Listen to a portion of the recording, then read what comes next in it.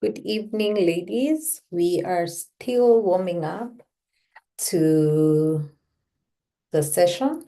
We are expecting, we had a good number of people who registered. So I know by 7:10, 7:15, we'll be up and set.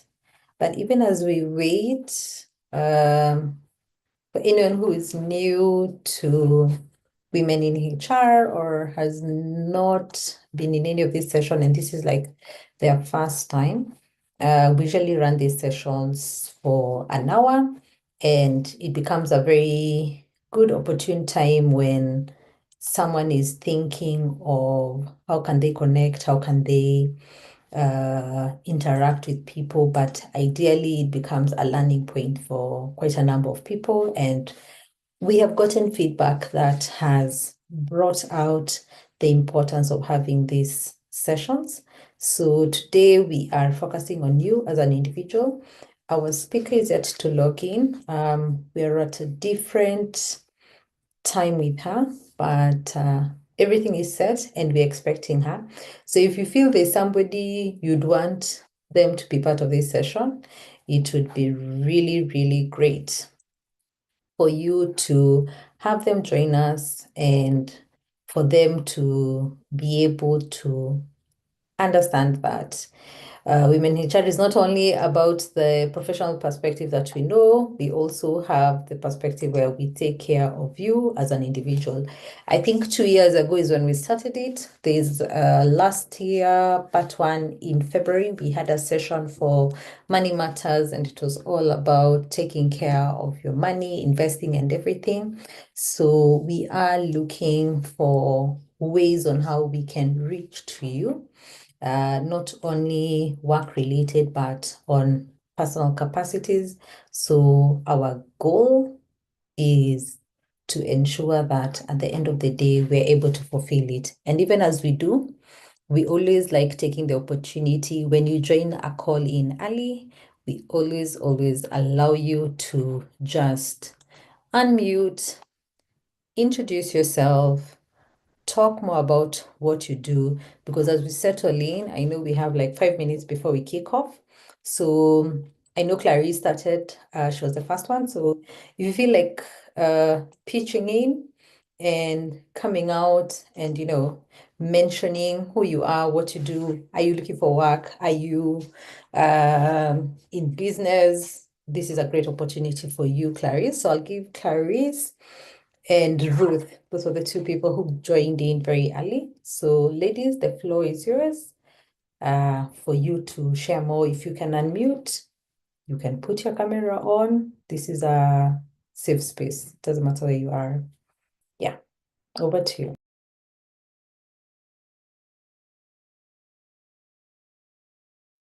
Hi, Dorcas. I can hear you loud and clear. All right, I have a bit of a cold, so my voice might not be very clear.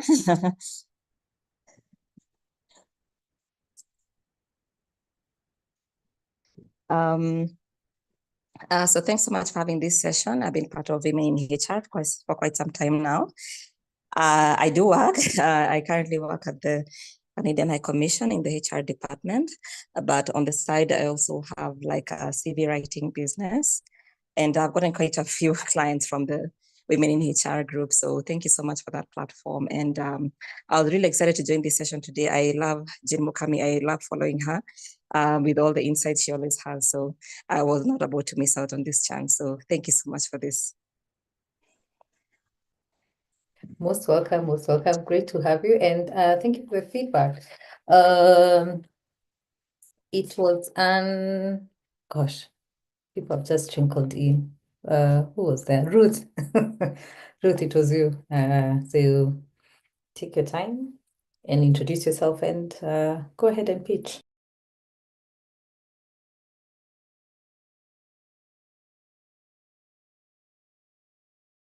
Oh, I'm reading now. So Ruth is not in a position to unmute, but she's happy to be here. Any other person who would like to introduce herself, pitch, and then I'll see if I can give someone else.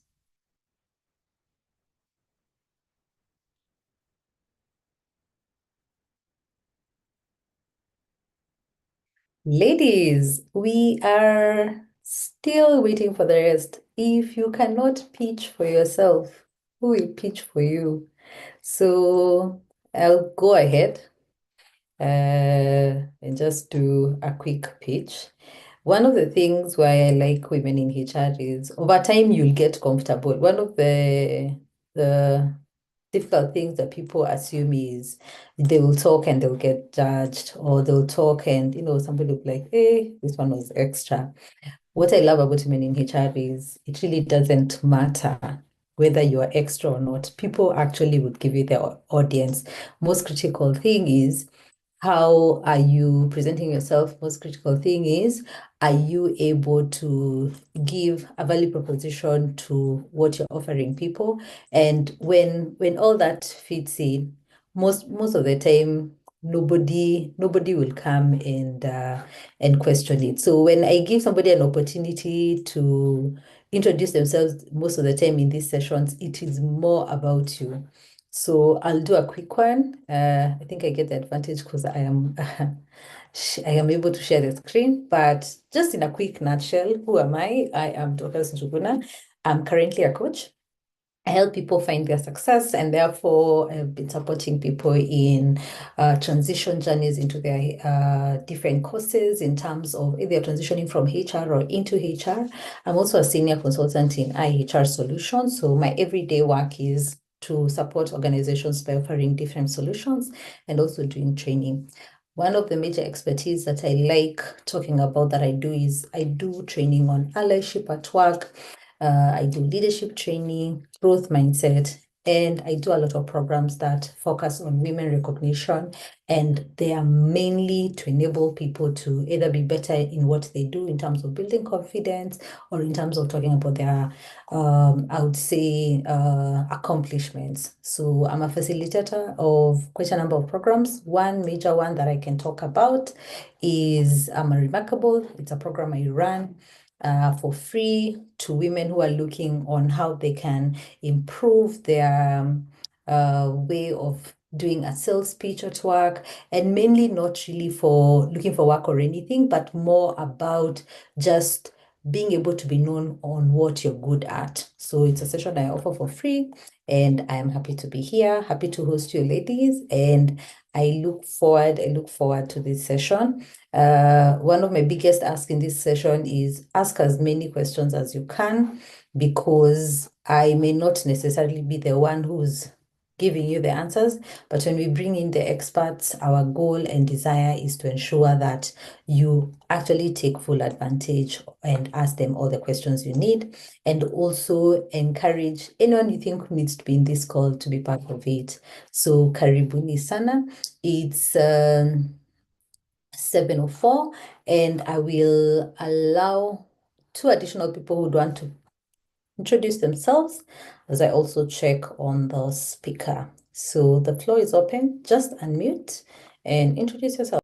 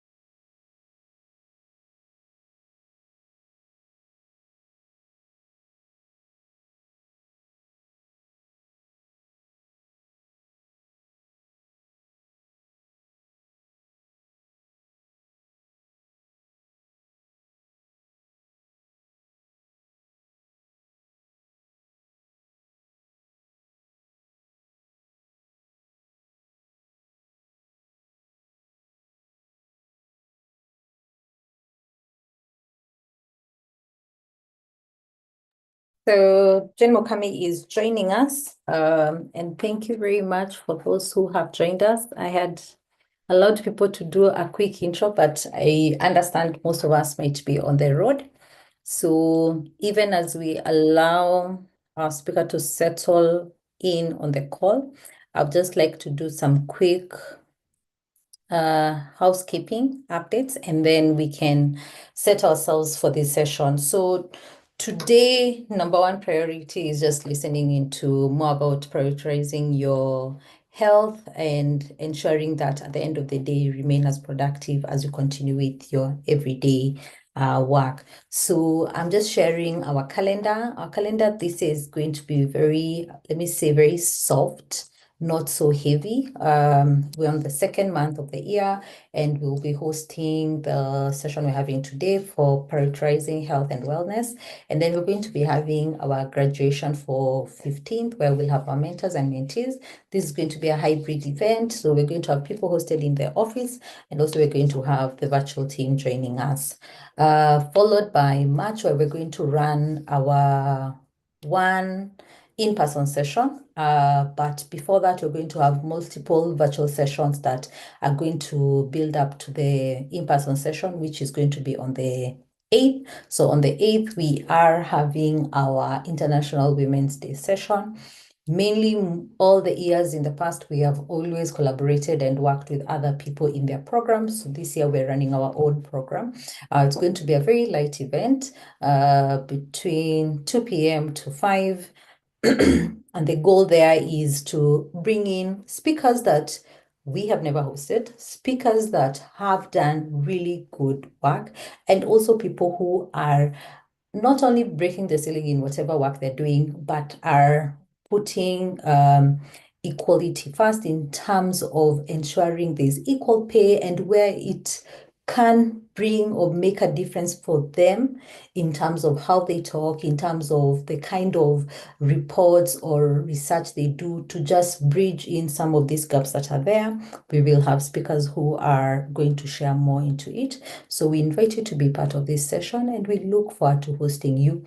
The virtual sessions are to ensure that also all the people we have who are not in Nairobi are going to still be part of this journey in regards to International Women's Day.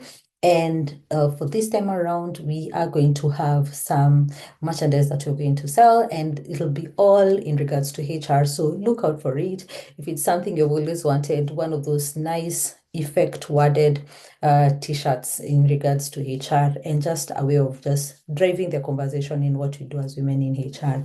So that is it. And I do believe most of you have realized that I have a new personal assistant who joined us, and most of you are interacting with her through the conversations that are taking place. So I do hope you'll get to know more about Anne, who will be supporting us throughout in all comms. And as I can see, our speaker has arrived.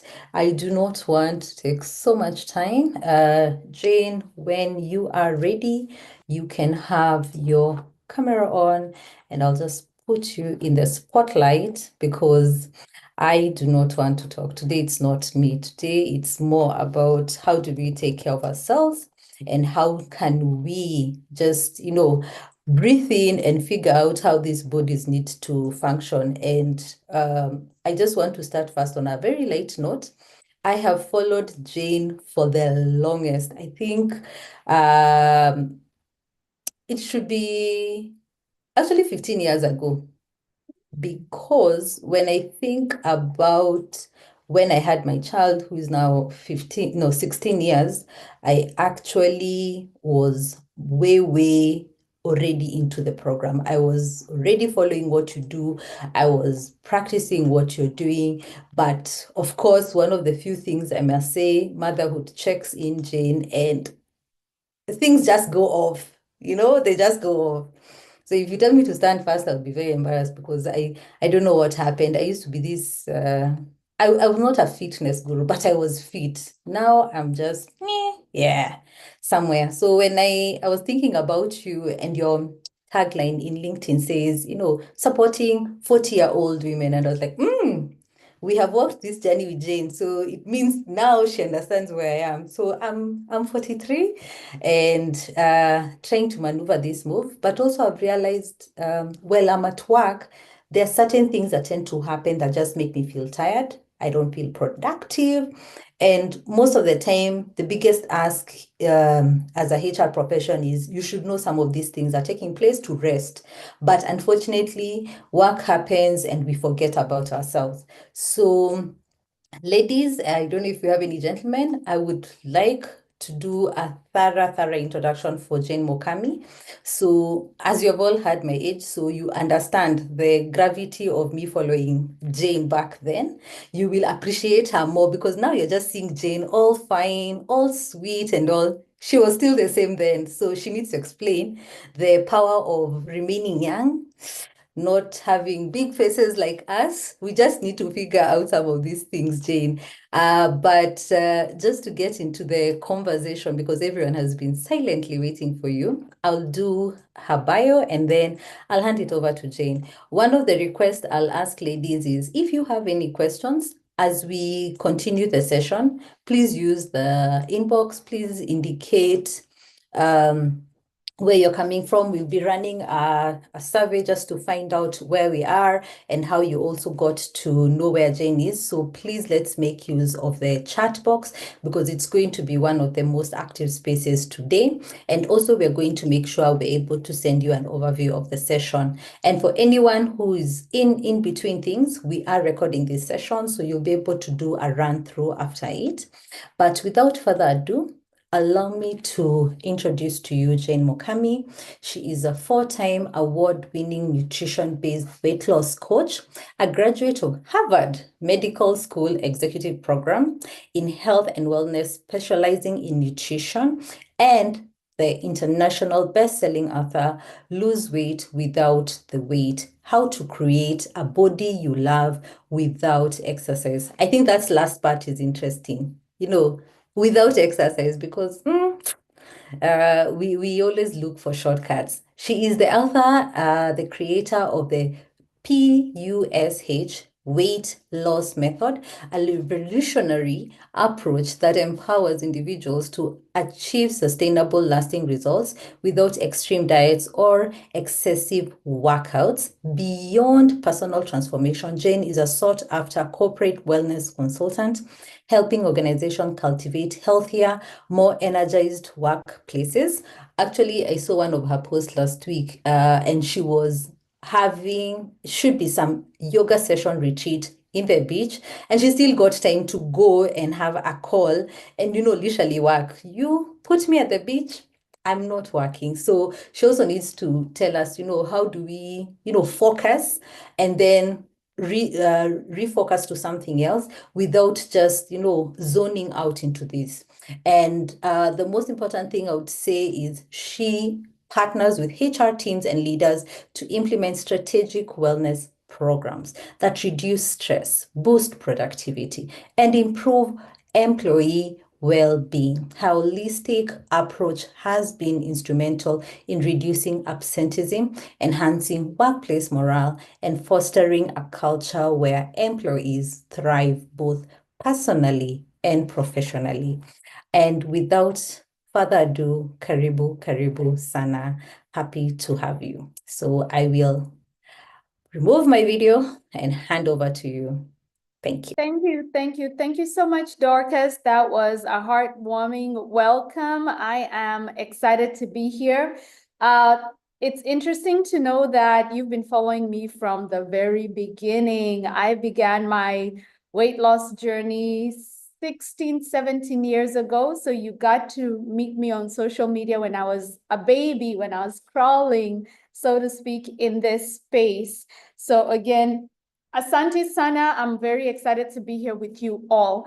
Now, ladies, as much as I'm here to pour into you, I love being able to present to an audience that I can see. There's nothing as unmotivating when I come into a Zoom session for people who say they're interested in learning about a certain topic and all I see are cameras off. Maybe it's cultural, but where I've grown up, where I call home, there is one word that always comes to mind when I'm in these settings with women. The word is showing up. Dorcas made a joke about having a moon face, and women were very critical about ourselves. We don't want to get judged, but at some point you have to put all thoughts out of your mind and show up for yourself. So if you're able to, I highly encourage you to turn off your video. It, number one, helps you ensure that you're paying attention. A lot of people like hiding behind the camera because you're multitasking.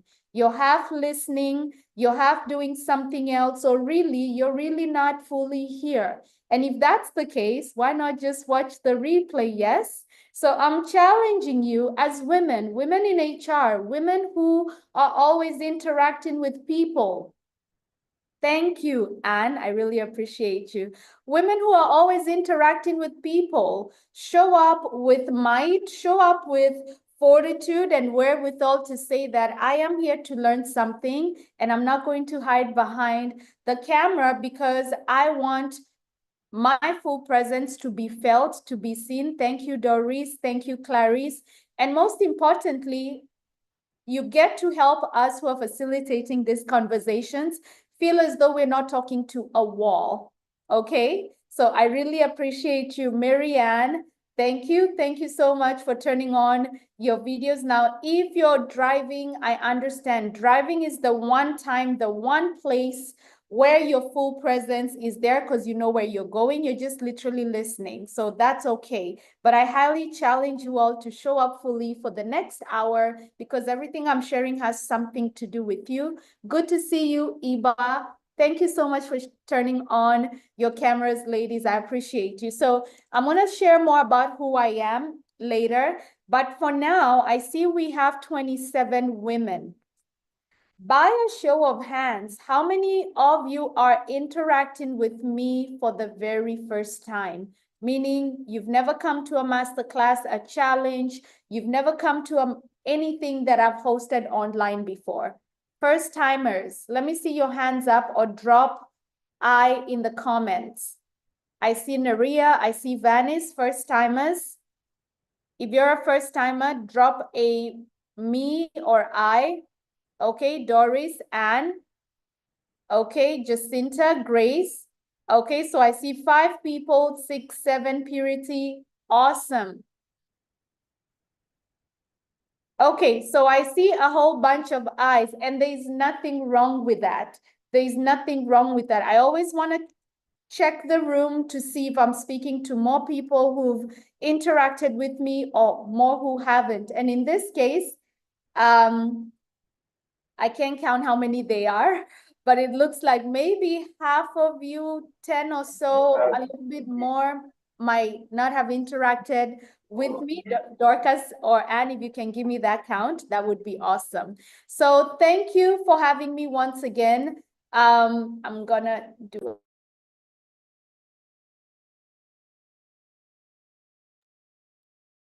You're muted yourself. Today, we're going to talk about all things women, all things you're all in the HR industry. You're probably HR managers, leaders, maybe even directors. I don't know what extent, but you're here because you have one thing in common, that is working in organizations or companies at a HR capacity. I'm going to start my presentation, and during this presentation, I want us to be interactive. If I ask a question, do me a favor and unmute yourself and speak. Things move faster when you speak instead of me having to read. So just unmute yourself, whether you're on camera or not, give an answer. If you're not able to, you can drop it in the chat, but I like listening because it moves faster. It moves us along faster. So I'm going to get my presentation up on screen, and there are polls that have been shared.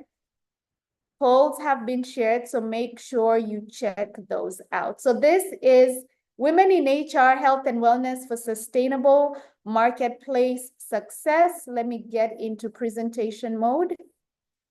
Here we go. Okay, as I mentioned, interaction is encouraged.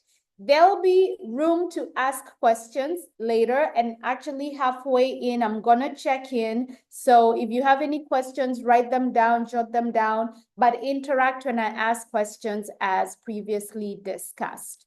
So first interaction, what would you like to get from this session? What are you hoping to take away? And this could be personal for yourself. This could be for your role as the HR professional you are. What are you looking to get from this? Anne, Clarice, Marianne, Dorcas shared that something about health, energy, right? Based on age, right? So what would you like to take away from this? Can 2 or 3 people share? What would you like to learn from today's session? I just mentioned the names of the people I'm seeing on screen: Anne, Clarice, Marianne, Skylar, Doris, Marianne, another Marianne. What would you like to take away from this? I think I can go. Yes, please, and speak up. Okay, sorry. I told Dorcas earlier I have a bit of a cold, so I'll do my best. So for me, it's basically just finding time to rest, or how to have a nice balance. When you sit at a desk the whole day, it's really difficult to, and then, you know, of course, you come back home and you go into mommy mode. So it's really difficult to be able to balance time to rest. And that's why I guess some of us at this stage, we start getting sick very often. So it's basically just getting that balance. When do I get time to take care of myself? When do I get time to rest? How do I do this if I'm in a busy workplace? That's basically it for me. So when you say you're trying to find balance, or am I also hearing more energy? Yes. Okay. Okay. Good. Thank you, Clarice. Thank you for sharing. So work-life balance, being able to do more. Okay, good one. Who else wants to share what, and while you speak, I'm writing because I'll come back and answer this. Okay, so if you share, then I'll answer your question. So Clarice is saying work-life balance and getting home and still being able to do more, right? And Thank you, Jen. I'm looking forward to taking charge of my health much better this year, so that I know how to balance my weight, balance my, just take charge of my health. okay, when you say health, does this mean you have a health condition, or do you mean really you need to lose weight? I need to lose weight and in order to avoid conditions that would come up later on. Okay, to avoid issues. Thanks, Anne. Dorcas? I think for me, where it has reached is, how do I first stop just losing breath when I'm going up the staircase? Because sometimes I'm not so sure if it's about just losing weight. Is there simple activities that I can do while I'm at the office to just connect them to what I do every day? Because I've realized in the past I was very active, but over time I have slowed down. And now that I've slowed down, if you tell me to wake up in the morning for a jog, I'll not. But if you tell me to go for a walk for 30 minutes, even now, I feel like that I can. So how do I connect my daily activities and the activities I need to do to regain the motion back in my body? So I have issues with nerves, not so much, but I need to be on move at any given point. Yes. Okay, okay. So how can you restore normal breathing when you are doing simple tasks? And it sounds as though you're the type of person who will not wake up to go run, but it sounds reasonable for you to take a walk. Yeah, okay, good one. Anyone else? And let me look at the chat if there might be one. how to take care of yourself so your future self will love you for doing so, how to balance work and health, avoid hormonal breakdown, avoid losing breath, watch your plate but not discipline, how to get discipline, how to maintain a healthy work balance. Okay, I'm hearing a lot of healthy work balance. Okay, all valid questions. So you all are in the right place if those are some of the things that are coming to your mind. Okay, I'm gonna hop back onto the presentation and thank you for participating. That was a test to see if we're gonna get participation. Marianne, go on. Hi, Jane. Nice to meet you. I want my biggest question I've had is how to start running again. I had knee surgery 2 years ago. And before that, I had another knee surgery, so I'm not able to run. And I find that all the fat accumulates on my thighs. So I lose weight from here to here, from my head to my waist, but it's like it doesn't go on the thighs. So I want to I'm thinking that running will help me lose the weight in my thighs, and to just run again is a dream of mine I've had for the last 10 years. I need advice on how to resume running. Thank you. Simple. Just resume. Very simple. How do you resume running? Just wake up tomorrow and start running. That's an easy one, right? Or what's keeping you from resuming? When I had the knee surgery, my knee kind of swells. So you can't run anymore. Kind of. So it just swells, and then I feel discomfort. I can't run as much as I want to. So there's a bit of discomfort. Okay, we'll talk about that later. So I've taken notes because I'll come back and answer all this later. But I just wanted to get us going in terms of where the direction is heading during our time together.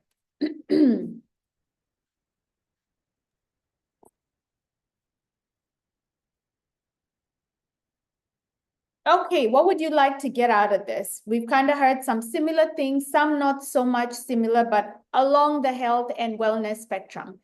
So what type of industry or business are you in? How many of you agree with me when I say you're in the people business? Human resource.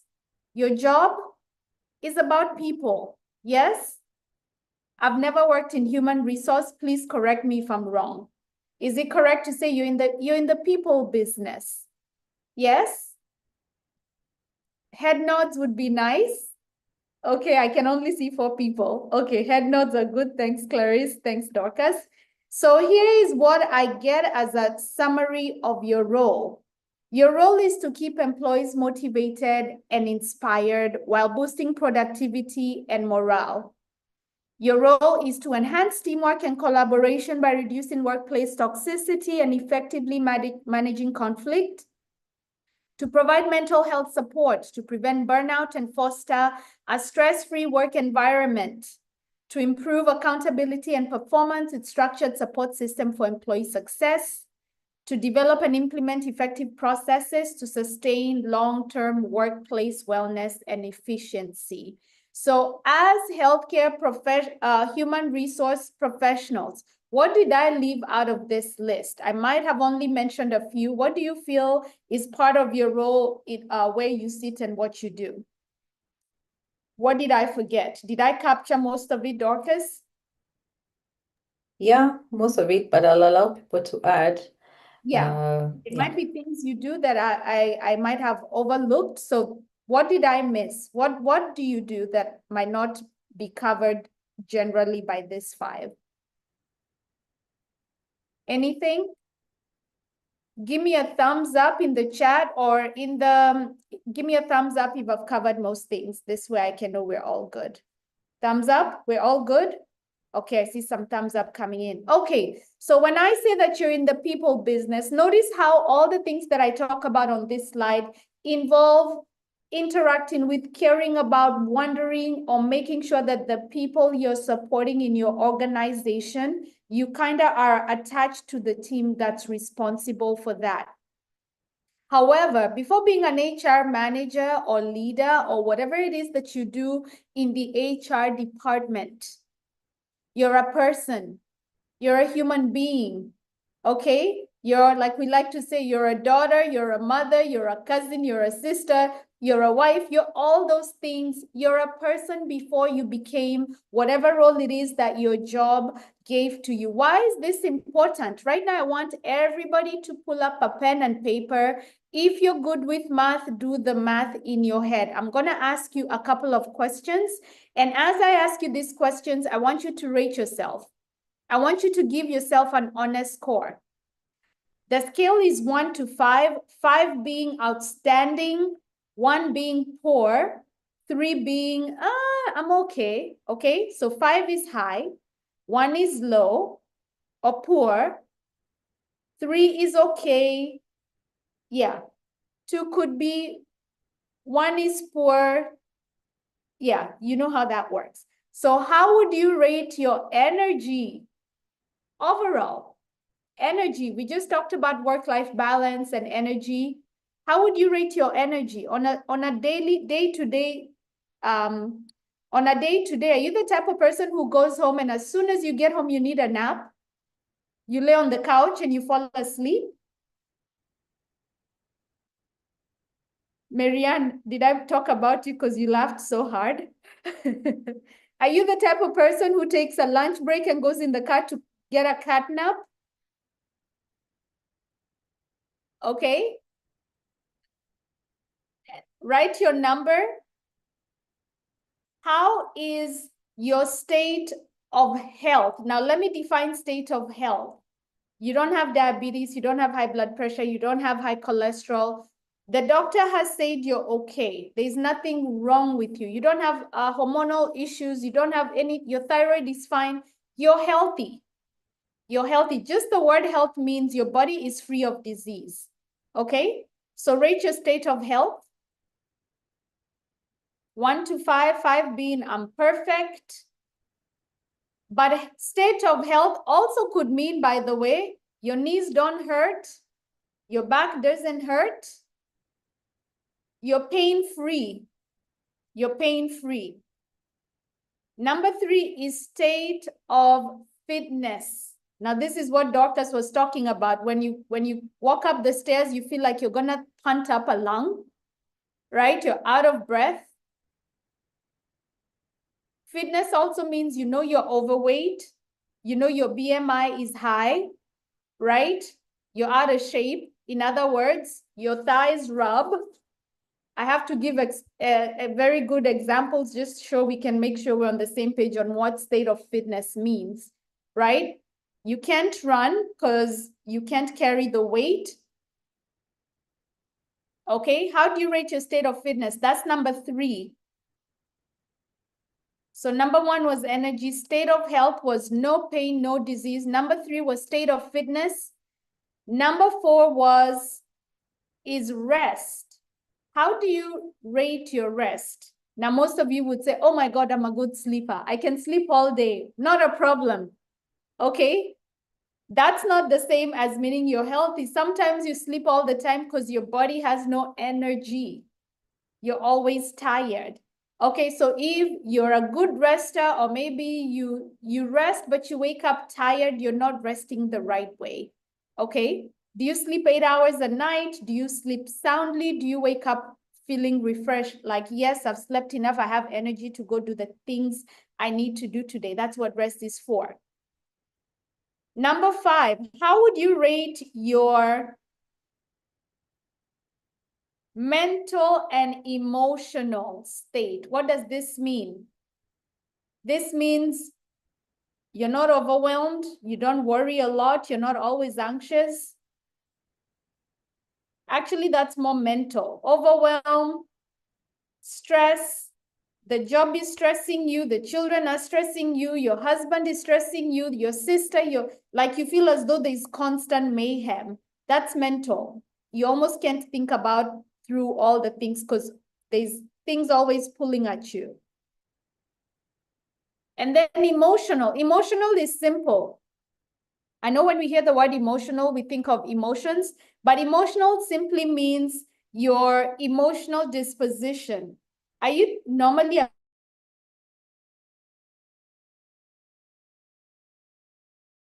voice.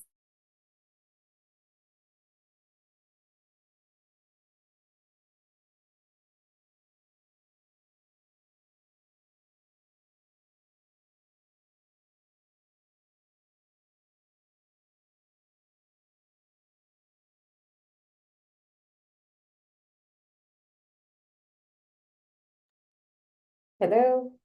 Did we lose Jane? Or is it me? I I think we can't have, lost her. Okay, let's give her a minute because I can see she's frozen. Okay, so she's logged out.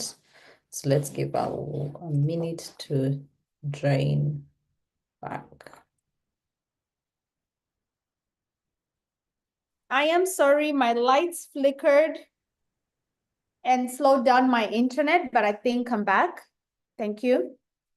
Okay, so I was talking about emotional. So that is energy, state of health, state of fitness, rest, mental, emotional.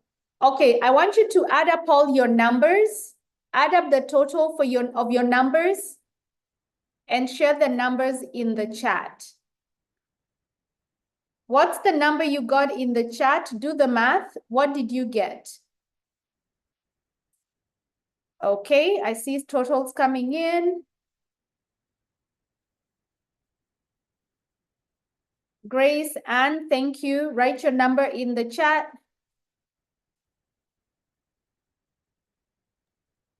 Jane, you can repeat the 4 questions.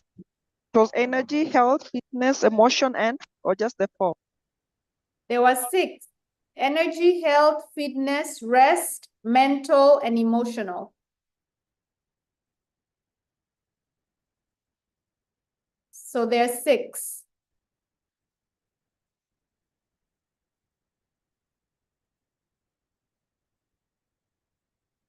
One person has 28. I want to be you when I grow up. That means you sleep 8 hours a night every night. You're in perfect health. Skylar, what did you deduct 2 points for?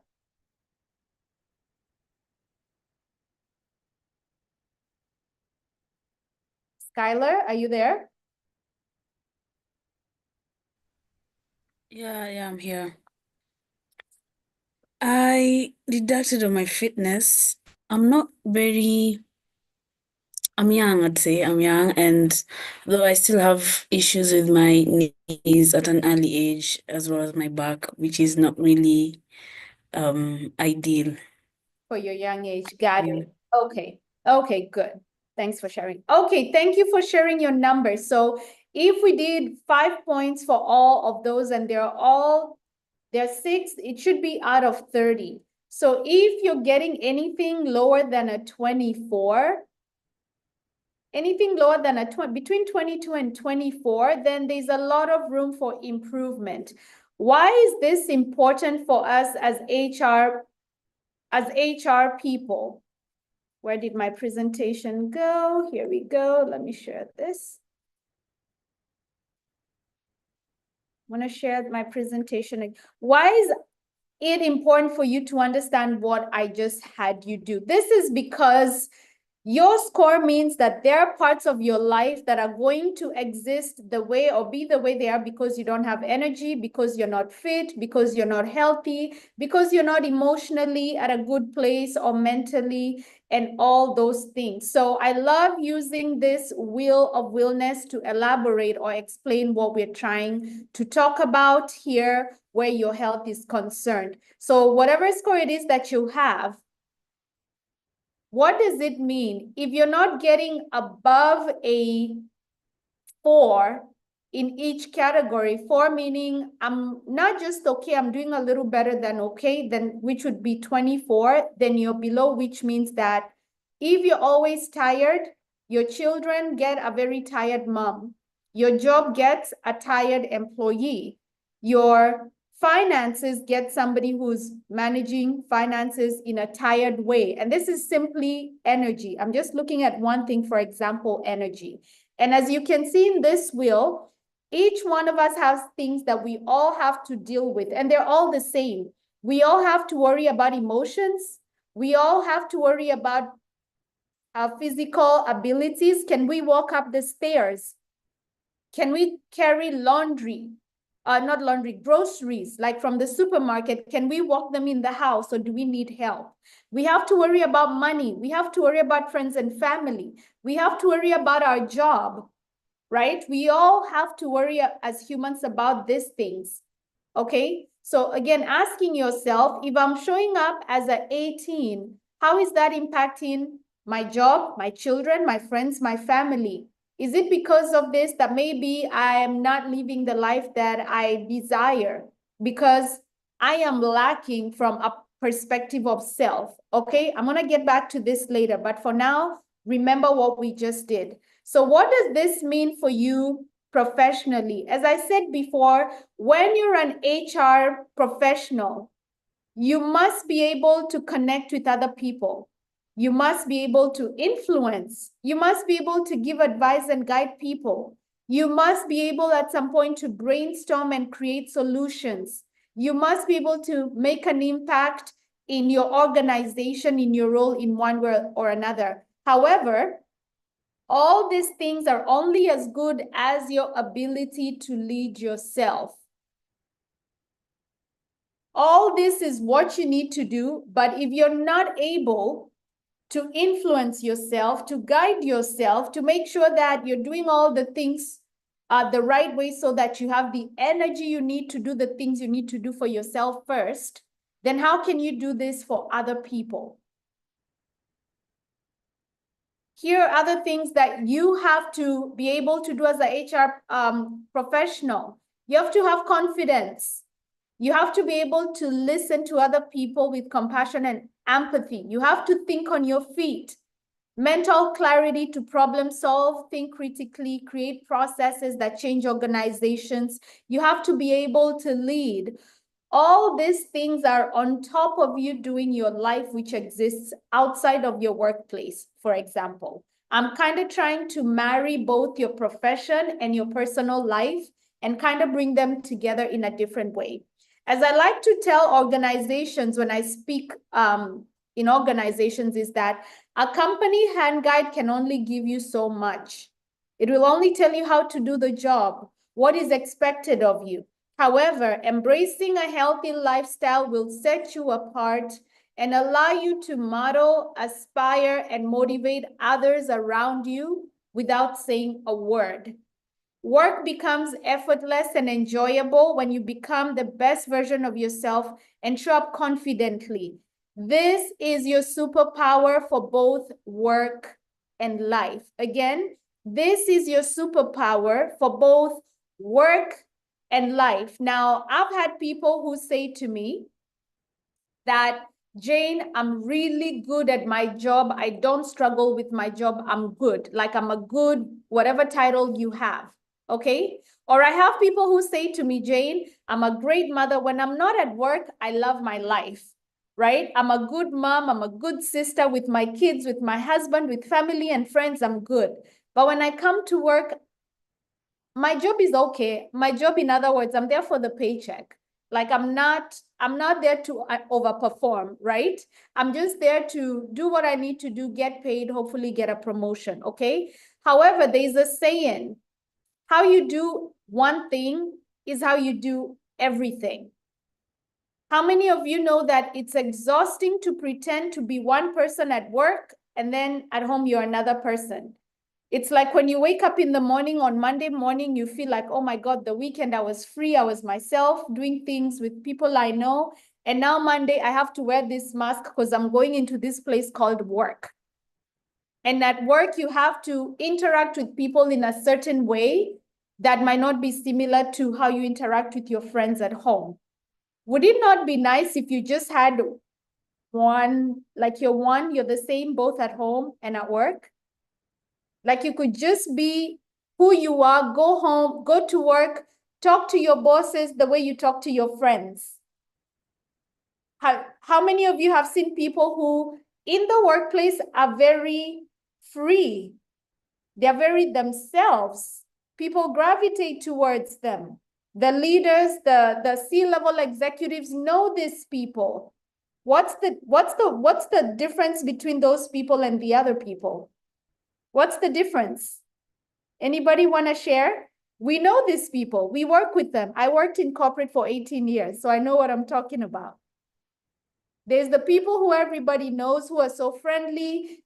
They get the promotions, you know, without having to think. When there's a new exciting project, they're going to be put on it. What's the difference? What do they do that's different? Anyone? It's a conversation. There's no right or wrong answer. Just from your observation. We're HR professionals. We watch people, right? We interact with people. Nobody wants to share? They are proactive, yes. Thanks, Asha. What else are they?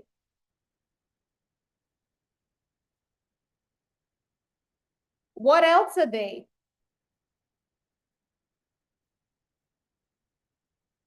Sanguines, yes. They believe in themselves, yes. Approachable. They're outgoing, okay. How about they're confident? They're confident, yes.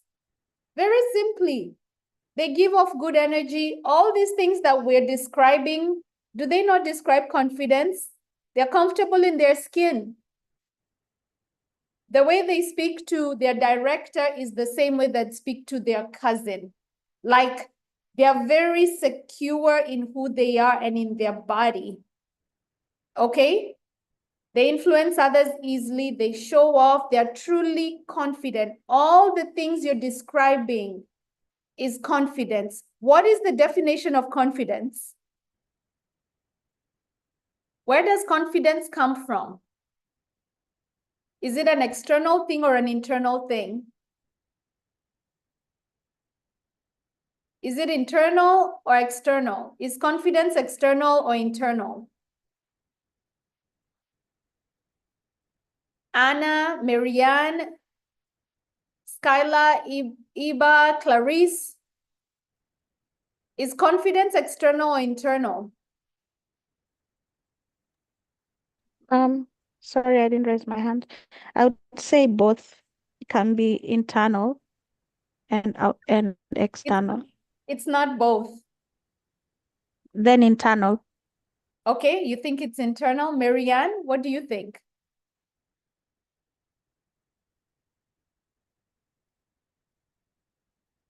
Clarice? I think it's internal. It comes from within. Okay, I see the comments. It's internal. Confidence is internal. What do I mean by this? When you're confident in who you are, for example, I don't have to wear designer clothes to feel confident. Actually, I'm going to wear a 20 bob dress and I'll make it look like a designer cloth because my vibe, my energy makes the clothes. Okay? Are we together? But if anybody can go and buy expensive clothes to wear, to get external, to rely on external sources of confidence, but deep down, they're still not confident. Does that make sense? Yes? You can buy good things, you can put on makeup, you can have good shoes, but you still do not have confidence, even though you've borrowed confidence from things. Yes? Okay. So the people that you see at work who everybody likes, it has to be more than just how they look. It has to be an innate feeling of, I believe in myself. I'm okay with who I am. I talk to everyone the way I do. Not, I talk to my boss this way and I talk to my friends this way. No, I'm the same person around. Okay? And this is very important for you all women to understand because first you're in HR and second you're women, okay? Continuing with our presentation. Oops, that's the wrong screen. And I'm gonna move faster now that the interaction part is done. Okay, so people will listen because you command attention without even trying. People want to do what you ask as they aspire to be better or be just like you. People enjoy engaging with you more because of your pleasant and positive disposition. People listen to any advice you share. Your ability to manage, guide, and influence others will become easier. Your ability to lead will naturally arise from self-leadership. So I'm saying all this to say is that at the end of the day, before you're an HR professional, before you're any title, you're a person. And the person is the person who's going to show up into whatever role that you're given at your job. A healthy HR leader is a better decision maker. Wellness boosts resilience. You handle workplace conflicts and employee concerns with more patience and clarity. Better personal health equals stronger employee influence. Employees take wellness initiatives seriously when HR and leadership embody them. Your job as the person, not as the employee of your company, is to dream. Your job is to desire more, to want a better life. And then your job is to go out and do the things you need to do to become the person deserving of these dreams. So if you want a promotion, you want a dream job, you want more money, you want to start a business, you want adventure, excitement, you want a dream life, we focus on you, the person, not you, the mother, the wife, the HR employee. Those things are built upon the foundation of this person known as you. Okay, so coming back to this cycle, at the end of the day, what matters is what are you doing for yourself to be better? Because when you're better, everything around you is going to be better, but it all depends on you. Quick check-in. What are your thoughts about that conversation? That it all begins with you. You can't fix your HR role without first fixing yourself. You can go from, having your current role to getting two promotions or three promotions in, say, 1 year without you, the person, first making some shifts. They work in reverse. People think that, okay, all I have to do is get a new job, make more money. However, for you to do that, it's going to be so hard and take so much energy. But if you work on being the best version of yourself, then the money, the promotions, the jobs, the businesses, everything becomes easier. So the work has to happen from you going on outward. So now that we've talked about this, does this sound like you? Do you suffer from mental fog, low energy? You do the bare minimum, maybe can perform at your best at your job? Do you hide behind baggy, stretchy clothes, body products, anything that will enhance your appearance because you're ashamed of what you look like? Have you tried to change your health status or lose weight so you can feel comfortable in your skin and not succeeded? Do you feel embarrassed about your body and suffer from lack of self-confidence and esteem? If you answer yes to these, then you're in the right place. My promise to you is during this session, you're going to learn a few things that are going to help you think about your health before your role in a different light and in ways that will help you. The real problem is that you've been struggling with health issues, weight issues, energy issues, work-life balance issues because you're struggling with a piece of yourself. If it's not health, it then will be your weight and your body. All the things that, all the questions that you, all the answers that you gave me about what you'd like to learn, you're going to realize that they all stem from a place of not being in the right body. Who am I? I am Jane Mukami, as Dorcas introduced me. I was born in Nairobi, Kenya. Back in 1979, I moved to the US 25 years ago. I moved from the US to Mexico 4 months ago. That's why I'm in summer clothes and it's hot where I'm at, unlike people in the US. I went to college for computer information systems and I worked in corporate America for 18 years until I started my weight loss journey 16 years ago, where I had to, I got divorced and I needed to lose weight after stress eating for many months and gained a lot of weight. And it's that journey that led me or set me on this path of wanting to quit corporate America to starting my own coaching business. And I currently work with a lot of women around the world. And I also work with organizations to help them create wellness programs or corporate programs for their employees. As I mentioned, I moved to Tulum 4 years ago. These are photos of me and my family, my parents and I on the left when I was about maybe 5 or 6. And these are pictures of my parents and I and my late brother at Holy Family. This was again in the 80s. So Nairobi, Kenya is home, even though I still, I haven't lived there for many years.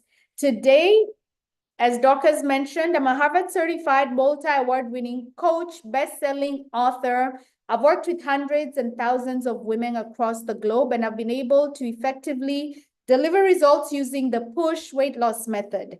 I also work with organizations by creating result-driven wellness programs for employees and leadership programs that help maximize productivity and profits. So today I'm going to share with you 2 or 3 things that have brought about issues around health and weight loss. These are the gaps that you must understand, and that if you feel this correctly, you'll be able to be healthy, have the body you desire, and show up fully as you wish. So as I said, you can create the life that you desire, whatever that means to you, whether it's better jobs, more money, whatever it is that you desire to have in your life, you can have it. However, it does require you starting with yourself and making sure you're the best version of yourself for this. So I'm going to start with the noise gap. Most of you who mentioned about health, weight, you've probably tried to lose weight or be healthy before. So as I mentioned earlier, health is a state of not being healthy, having a disease, having conditions.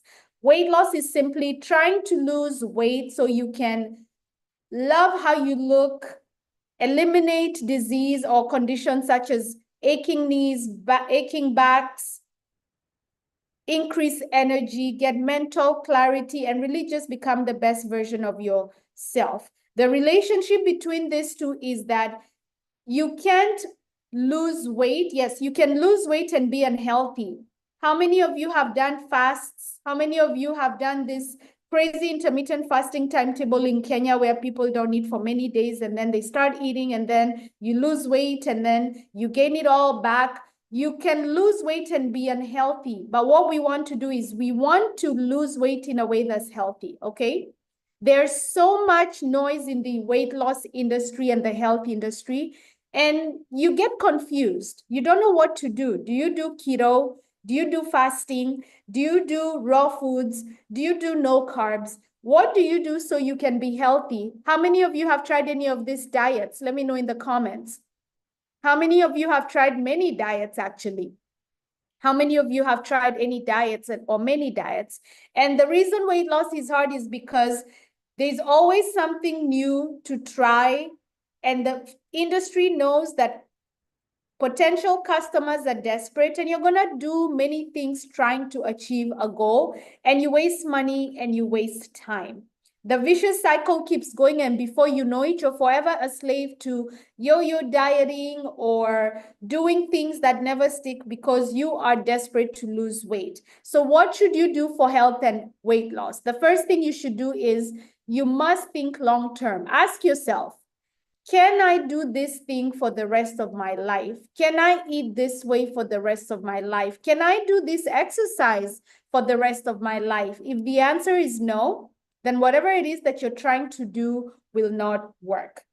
When women work with me, they say that they don't feel like they're dieting. It's easy to stick to.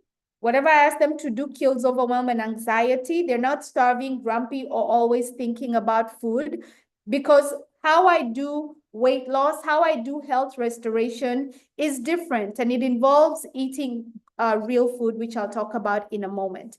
This is an example of a client of mine who lost weight with me 3 years ago. She is 58 years old. She's actually turning 60 this year. When I took these photos from her was a year, almost 2 years ago. And someone who's 58 years old, losing weight, looking as though she is in her 40s. Her name is Natalie. And I had the pleasure of meeting her 2 years ago in Atlanta, even though she lives in Washington, D.C. And you can see how she looked older. She's a beautiful woman. She looked a little older than she now looks way younger. And as I mentioned, she's about to turn 60. Here's what my own successful journey that I began with you almost 2 years ago, when I lost over 70 pounds and my whole life literally changed. I started that journey because I didn't recognize myself in the mirror and I felt terrible. I was exhausted all the time. I wasn't sleeping and I was getting fearful about what lied ahead for me. I was a new grandmother. I really wanted to be around for my grandson, and I really wanted to have the energy to keep up with him and play with him. That was a big motivating factor. So after I lost the weight loss and I found out how much my life had changed and my confidence went through the roof, my relationships, I got introduced to the 2.0 that I never knew I could be. Okay, that's a short snippet of Natalie. And the reason I chose to share her with you is because she mentioned something important. Her relationships, the way she showed up at work, everything went through the roof. And this is because she received a huge promotion after she lost weight. She did not receive the promotion because she lost weight, but she got a huge promotion because she started showing up at work, taking on more projects. She used to be very quiet. She started being one of those people we talked about, confident, starting to interact with more people. And leadership noticed that she was doing great work. And she's worked for the same company for 30 years.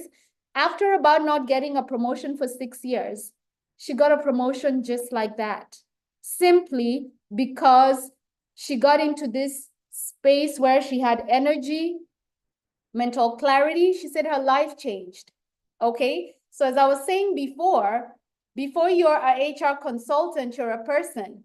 If the person is changing for the better, if you're doing what you need to do for yourself, for your health, those things are going to cause ripple effects across your life. Okay? With my own I wasn't trying to click there. I was trying to go to the next page. Okay, get me to the next slide.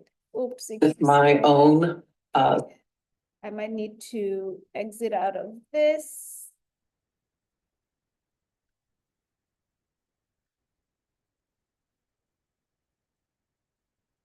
There we go.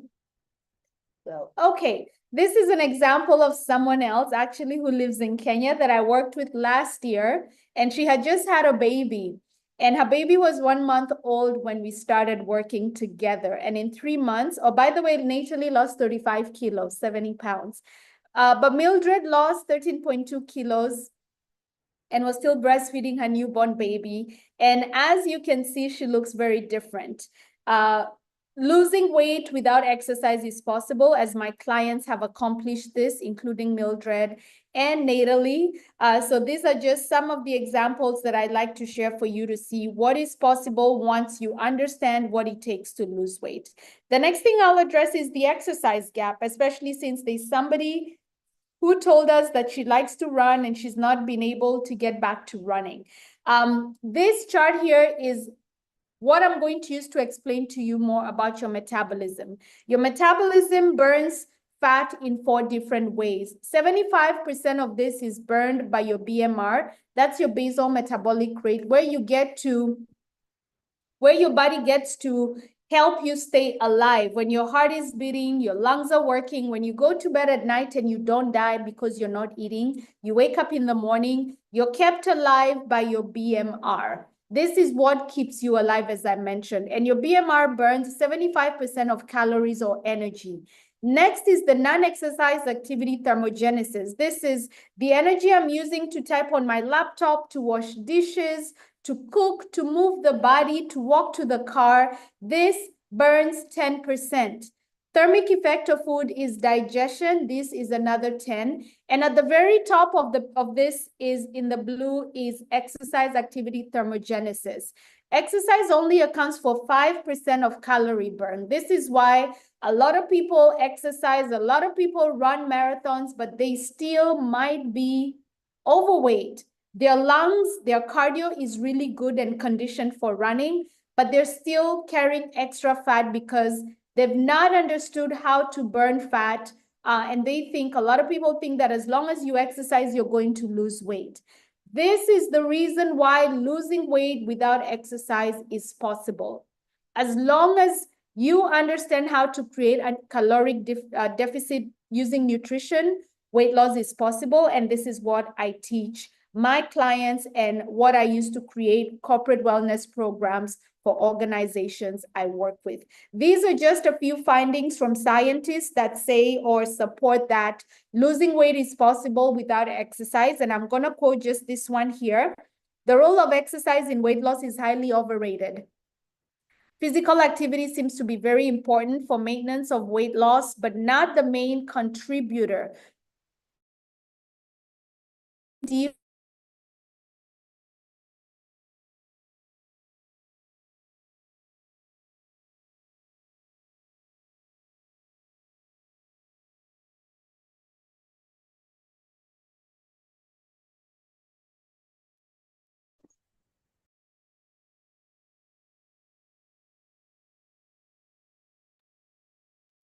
Hi, Dorcas. Did we lose Jane? Yeah, we lost her, but Okay. I think she's coming back.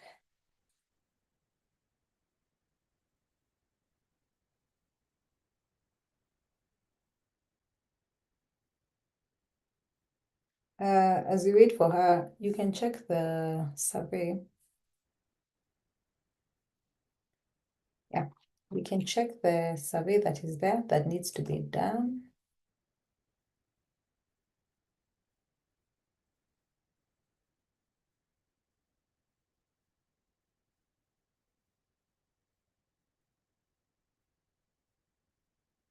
Dorcas, do you hear me?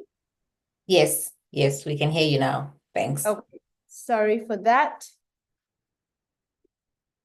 So as I was saying, exercise does not burn a lot of calories. I burn 375 calories, but my favorite cookie, one of which is about almost 200 calories. So if I eat 2 of those, I just undid the work that I did in the morning. And this is one of the mistakes a lot of people make when it comes to exercising and weight loss.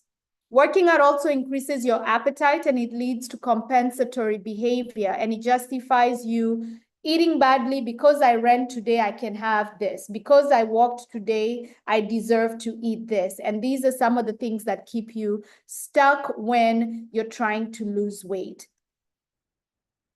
Okay, this image did not load. This is a client of mine who you now cannot see. But she used to exercise and gave up exercising when she met me because she had worked out for many years and was exhausted. I'm going to refresh it in a minute to see if it comes back. But she lost 20 kilos in a couple of months. And as she says, she used to be obsessed with working out and she couldn't understand why she never lost weight. She finally lost weight and looked absolutely different. Let me refresh this so you can see if it will pull back her.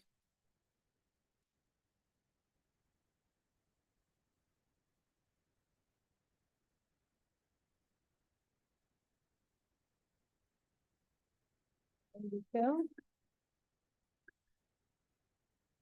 There we go. Okay, and she's a mother of 3. She's in her late 40s. So you see how she had a big belly and how her stomach came together when she stopped exercising. She ended up going back to the gym about 3 months in her journey, but after she'd lost the weight. Then comes the nutrition gap. Now, this is the secret to weight loss. It's all about nutrition. 60% of those who lose weight through dieting end up gaining all the weight back. This is something I was reading from Time magazine. Why? This is because most of the diets you're doing are drastic. The Forever Livings, the what do you call that other Kenyan diet? Fat Loss Lab, all those things that deprive you. They tell you to not eat carbs, to not eat this and only eat this. When anything is drastic, it's going to fail you when you stop doing it. Diets are not sustainable long term. So when you stop doing the thing and you go back to eating whatever you want to eat, then the weight is going to come back. They cause metabolic damage, which a lot of people do not understand. If you keep doing drastic diets, your metabolism is like a dial. It keeps getting switched on and off, on and off. When you lose weight, your metabolic numbers go down. When you gain weight, you lose weight very slowly because the dial has been turned down. You're not understanding scientifically how this is working and why you can't lose the weight and what you need to do to lose weight faster. These are some of the things that make weight loss extremely difficult. What should you do to lose weight? Number one, you must eat in a caloric deficit, meaning you need to understand that to lose weight, you need to eat less calories or eat more energy than your body needs to keep you alive. Example, if your body needs 2,500 calories for you to be alive, for you to just wake up every day and do nothing, if you eat 3,000 calories, you're going to gain weight. If you eat 2,500 calories, you're going to maintain the same weight you're at. If you eat less than 2,500 calories, that's the only time that you get to lose weight. Now, the question most people ask is, okay, so how many calories should I eat? The truth is, each person's calories are different based on your height, your age, your current weight, your BMI. Not everyone should not eat 1,200 calories to lose weight because we're all very different. The second thing is you need to be able to eat normal food. You need to be able to eat ugali, eat rice, eat githeri, eat dengu, eat regular food. Why? Because these are the foods you're going to eat till you die. So if you remove them from your diet and you start taking these shakes and those pills, the moment you start eating the regular food, then guess what? You're going to gain weight. So the trick is you must find a way to make your regular foods work for weight loss. And then remember number one, my clients eat regular Kenyan food and they lose weight because we understand number one, okay? Number three, you should be able to eat anything you want in moderation. I call these treat meals. I love cake. I still eat cake twice a month. It doesn't mean because you're losing weight, you'll never have a glass of wine, you'll never have pizza, you'll never have a hamburger. You should be able to eat things in moderation. But here's the problem. Most of you have an appetite that is very big and you crave sugar. You crave potato chips. You crave alcohol. You crave nyama choma, right?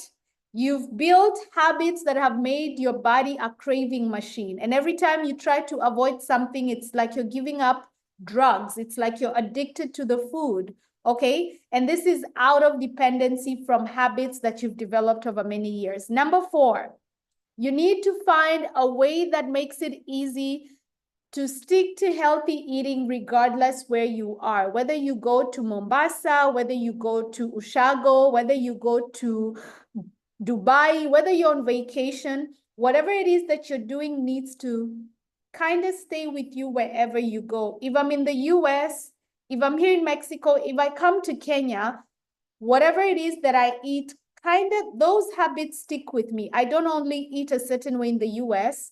When I come to Kenya, I eat a certain way. The way I eat follows me regardless of where in the world I'm in. This is what making it a lifestyle is all about. Number five, you should not be forced to eat things you don't like. If I tell you that tomorrow everybody must have oatmeal for breakfast, some of you might say, Jane, I don't like oatmeal. I hate oatmeal. Good. If you don't like oatmeal, guess what? You shouldn't eat oatmeal. Maybe you can have a sweet potato instead, or andoma, or something else. If something is forcing you to eat foods you don't like, again, it's only a matter of time before you say, it's too much, I can't do this anymore, and you give up. Or most of you probably have experienced this. Number 6, whatever it is that you're doing needs to help you lose weight in a sustainable way, and that makes healthy eating easy and a lifestyle. I don't know what the age group in this conversation is, but if you're in your 40s, I think by now you understand that the things we're doing in our 40s are setting up for our 50s, okay?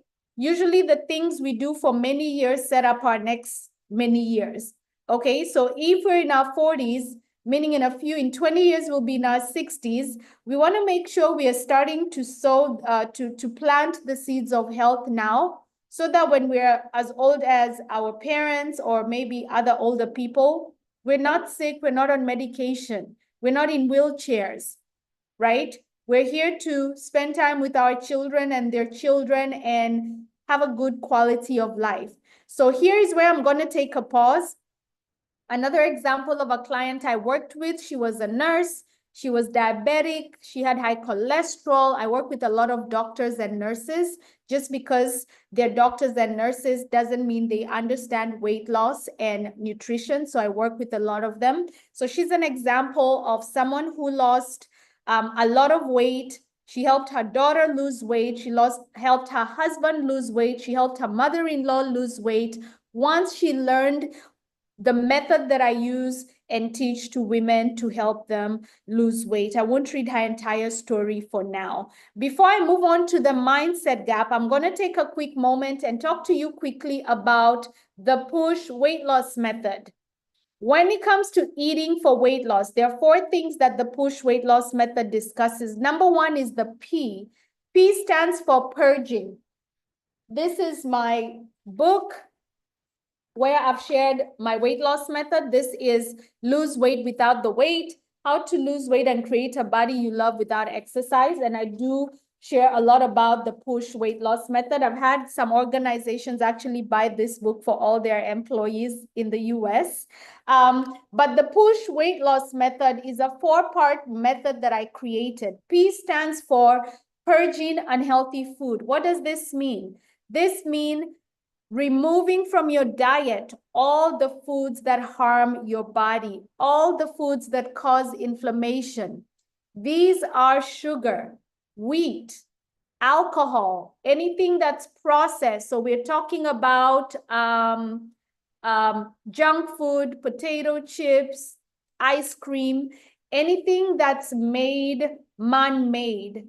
So we are purging, we're eliminating, we're removing. But what does that mean? What are we going to eat if we remove all these things that most of you think make up most of your diet? U stands for upgrade quality of nutrition. It means we need to add back and upgrade how we eat by eating the foods that are natural, foods that come from the shamba, food that come from animals, food that comes from a source that has no intervention by man. If you're eating nyama choma, we know the beef came from the cow, right? But if you're eating a sausage, man had to take the beef and take it to a factory and process it to make it a sausage, meaning they added some additives, some coloring, some chemicals to give it the flavor that now we call sausage. These are the things that cause your belly fat to not disappear or to increase.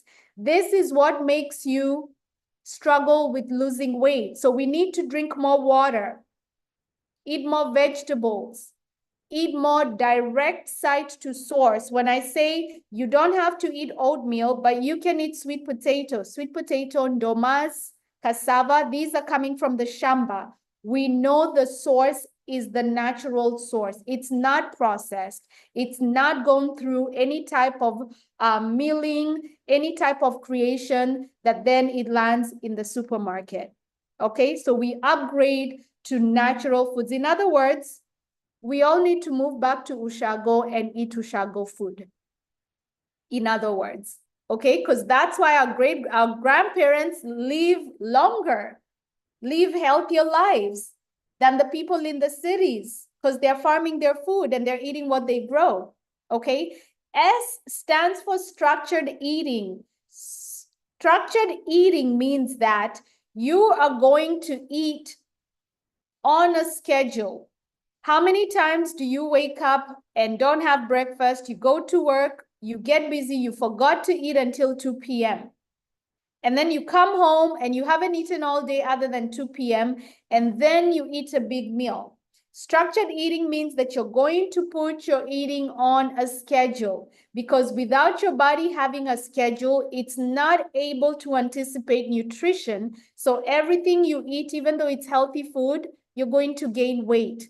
A schedule for the body is what makes us work at optimum. Think about waking up in the morning. If you wake up in the morning at 6 every morning, you don't need an alarm clock. The body makes it automatic, okay? If you're breastfeeding a newborn, the baby cries every 3 hours. It doesn't use an alarm, okay? Our bodies are created for structure. They're created for schedule. So if I'm eating today, I eat 4 times a day. I eat at the same time every day. The body feels safe. Whatever extra weight I'm holding on to, it releases it. So you can't afford to eat when you feel like. You have to program your body into a schedule. With the S is portion control. So S is S&P. You can eat healthy food, but if you're eating too much of it, not the right portion, that also keeps you from losing weight. And H is hacking your metabolism. That's H in the word push. Hacking your metabolism simply means you need to change up how you eat. A lot of us tend to eat the same things. We eat ugali with skuma and maybe beef. We eat rice with chicken and cabbage. Okay, we tend to eat the same way all the time. Hacking your metabolism helps you not hit a plateau and helps you keep losing weight faster. So you need to change up the way you eat, the way you combine your foods as well. So that's what the push weight loss method, which I said has been clearly elaborated in this book. That's the method that I teach women in my coaching program to follow so they can get the results that you've seen. And lastly, it's all about mindset. Just like everything in life, it's all about how you think about things. The man or woman that thinks he can and the man who thinks he can't are both right. Which one are you? So it's all about how you think about everything. Some people believe that I'm too old to lose weight. Everyone in the family is overweight. I've tried everything and nothing works, nothing ever. Children, I can't lose weight. Losing weight is expensive. Whatever it is that you believe becomes what you tie yourself to. So we always have to be positive and know that if other people are losing weight, they're human just as we're human. We can lose weight and be healthy too. So again, choose health for the right reasons. Have a deep understanding of why you need to lose weight, reclaim health, or understand what price you pay with low self-esteem, low energy, aching body. What parts of your life are receiving a diluted version of you and are suffering as a result of your health and your weight? This is an example of a client who was menopausal. She was 56. And when she came to work with me, all her hot flashes, belly fat, and all those issues disappeared. So again, examples of women who are out here thriving and succeeding because they've believed and know that they can lose weight with the right information and knowledge. Lastly, everybody knows what to do, how to lose weight, get healthy, but why is it difficult? 51% of Americans want to lose weight, with 45 million Americans starting a diet every year. 95% regain lost weight. Again, it's not about drastic diets, it's about sustainability. Losing weight is a little complicated, but not as hard as it sounds once you understand the basics. It's a science and it requires certain nutrition pieces to be in the right order for long-term weight loss success. So as I mentioned earlier, I too had to go through a weight loss journey. I gain weight if I don't watch how I'm eating or if I misbehave, just like you. Actually, starting June last year until September, I gained 10 kilos. I just started trying to lose those 10 kilos in October and they're finally off. But I'm sharing that to say I gain weight too. I have the genetics to gain weight, and I've been able to find a way that helps me maintain my youth. Even though I'm 45 years old, I still look as though maybe I'm in my 30s. But because I've learned how to make sure that the things that I'm doing nutrition-wise are keeping me young, keeping me healthy. I run 3 businesses, so energy is a must. Okay, when you are in the right body, when you're at the right weight, energy increases naturally. If you struggle with energy, it's because your body is struggling with something you're doing. Okay, so I too had my struggles, but thank God I found a way out of them and started helping other women the same way. This is a woman I worked with. She lost 51 kilos using my method. I worked with her for a while, and now she's a new person. This happened about 4 years ago, and she's kept the weight off. This is a friend of mine who was diagnosed with stage 4 cancer. He was told he had 6 months to live before he died. Okay. He was asked to get chemo and prepare for surgery, but 8 months later, he was cancer-free and had lost 35 pounds. And when I asked him what he would tell people today was, a complete nutrition overhaul saved my life. I wish people only knew how powerful food is. It can kill you or it can heal you. This is just a quick write-up that I got from a company I work with in the US called RentPath. The HR director happened to be a neighbor of mine, and he invited me to do a talk for the company. At the very first year, it was virtual. The second year, I went into the office. And what they did was something special. They asked me to create a program first for the HR team. So this was a thank you that they sent me. Thank you for an incredible 6-week wellness program. Kicking off with the HR team was a game changer. We saw an immediate shift in how they handle conflicts and employees. When the HR and leadership team fully embraced the wellness initiatives, employees followed suit, creating domino effects throughout the entire organization. As a result, employee productivity has skyrocketed, absenteeism has decreased, and overall health and focus have significantly improved. This was from Daniel Burnett, the HR director of RentPath. I have shared a lot today, and thank you for your patience. I have a special gift to offer you today. So if you have your phone, scan this barcode and download the free resource that I have to offer you for attending today's session. Scan this barcode while you can, and you're going to also receive an email with a link to this in case you're driving and don't have the ability to scan this barcode right now. Dorcas is going to make sure you receive it in email. So scan it if you can.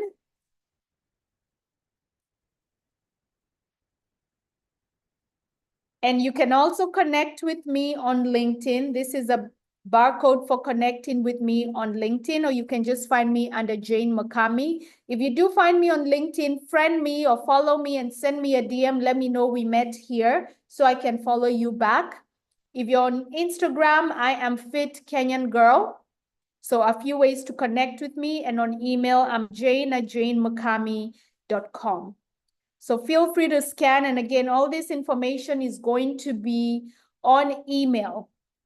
This is going to be on email. At this time, it's Q&A session time. So if you have questions, feel free to raise your hand and ask me.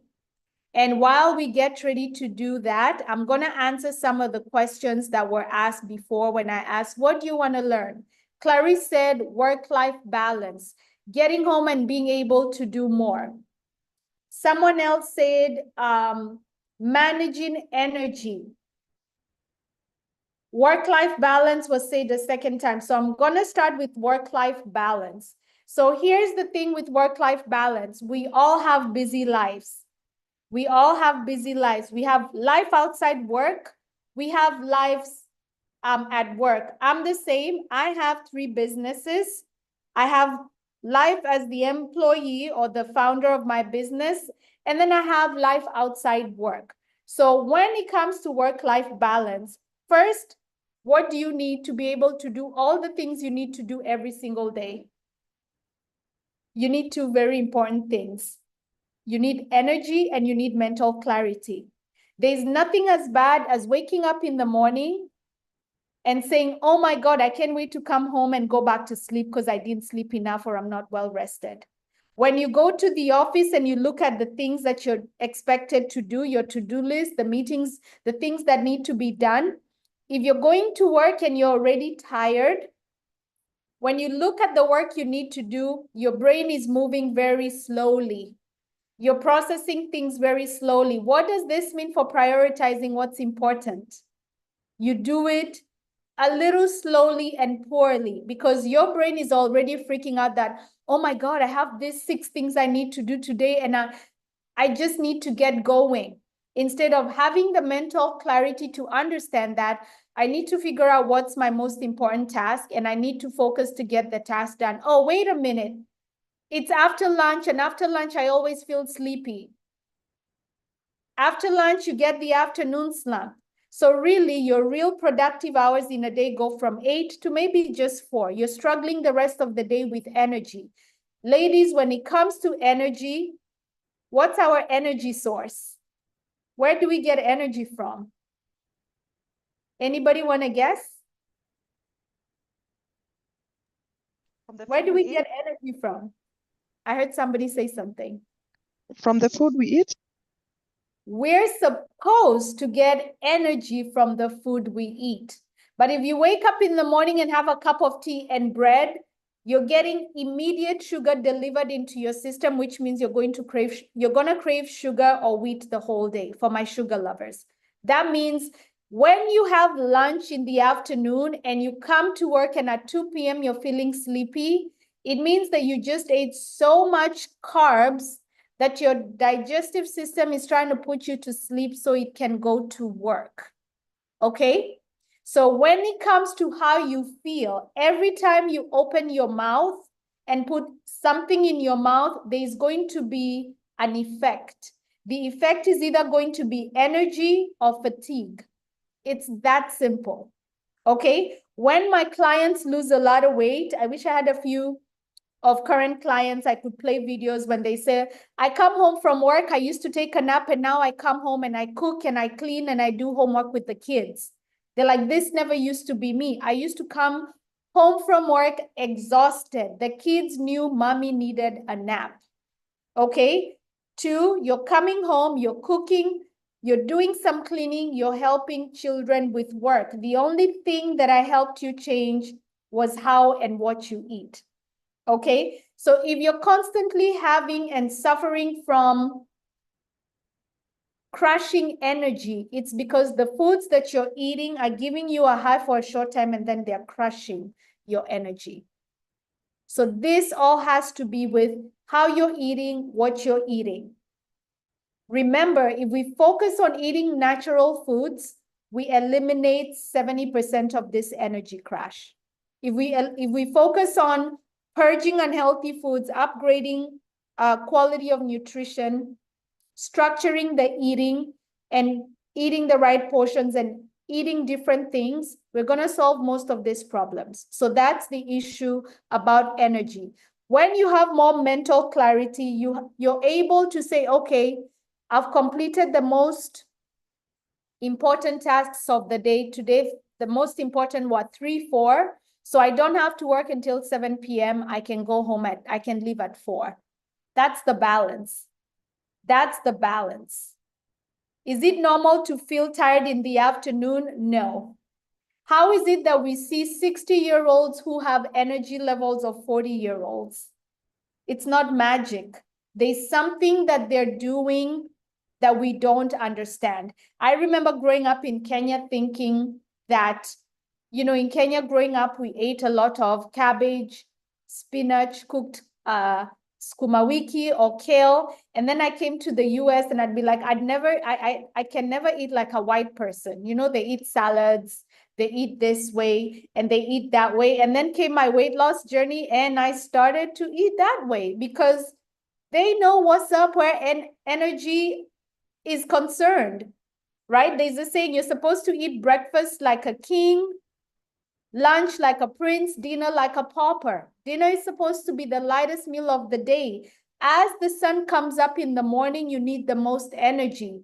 By 4 p.m., when your circadian rhythm is shutting down your body for rest, we should be eating the least amount of food. So if you're feeling tired after lunch, you're eating the wrong things, or you're eating the right things in the wrong quantities.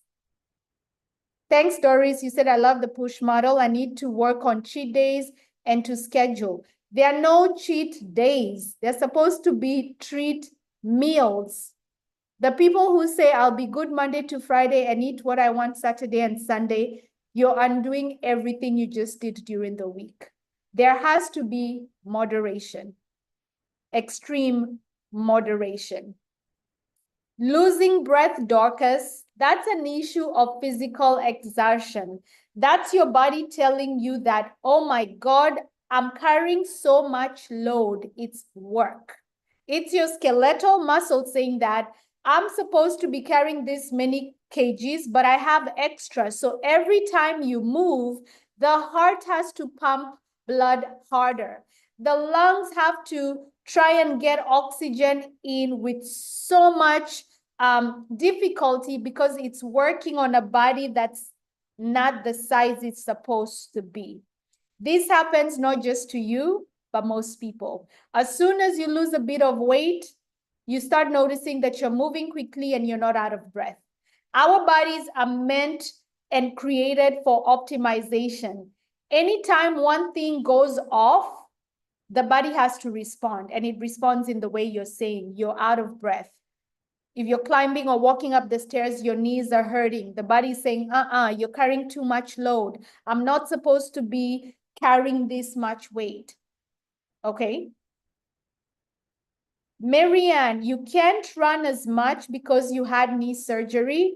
My advice to you is, if you can't run, you need to go outside and maybe start by walking and do it consistently. I don't know if losing weight is part of your desire, but you did mention something about big thighs.